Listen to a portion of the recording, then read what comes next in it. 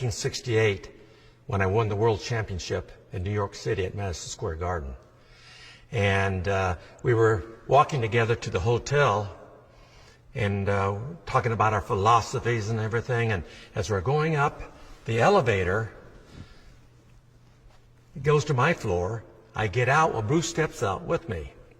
And the next thing you know, we're in the hallway working out. Now, this is at midnight. And we worked out till 4 o'clock that morning. And Bruce had a 7 o'clock flight to Los Angeles, so he said, I got to go get ready and leave. And so anyway, he said, let's work out together when we both get back to Los Angeles, which we did. So he lived in Culver City, and he had a big workout area in his backyard. And so we started training in his backyard for like 2 years. And Bruce had different philosophies at that time than I did. And he said, I believe in only kicking below the waist. I believe you shouldn't go any higher than the waist. And I said, well, that's good and it's bad, Bruce. You should be able to have the ability to kick anywhere. And that way, if you only want to go low, that's fine. But if there's an opening high, then you should be able to take advantage of it. And that's what we did. I started showing Bruce different high kicks, spinning heel kicks, and jumping, spinning round kicks and stuff like this here. And I said, look, Bruce, that's great. Kick somebody in the groin. But why not kick him up in the face too? Why not? Why not do the same thing?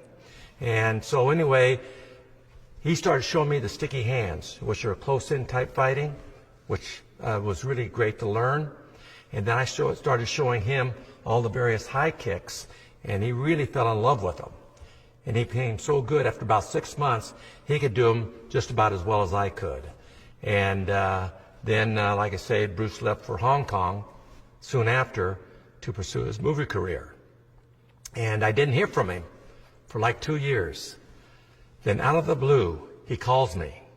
He says, Chuck, I've done 2 movies, and they're really successful in Hong Kong. He said, I want to do a movie now with a fight scene that everyone will remember. And I want to do the fight scene in the Colosseum in Rome, and I want you to be my opponent. And kiddingly, I said, well, Bruce, who wins this fight? And he says, I win. I'm the star of this movie. And at that time, I held the world title. And I said, oh, I see. You want to beat the world champion, huh? He says, no. He said, I want to kill the world champion. So anyway, I thought, well, it'd break up the monotony from teaching all the time. So I went to Rome and did the movie with him. And he said, look, I'm not going to make you out to be a bad guy. He said, I will kill you, but when I lay you down, I'm going to put your uniform, karate uniform on you, and put your belt across. So that way it looks like 2 gladiators combating each other. And, of course, that's what happened. I never turned out to be a bad guy in Return of the Dragon. But it was an exciting time for me. At that time, I had no aspirations of being an actor, but it was a fun thing to do.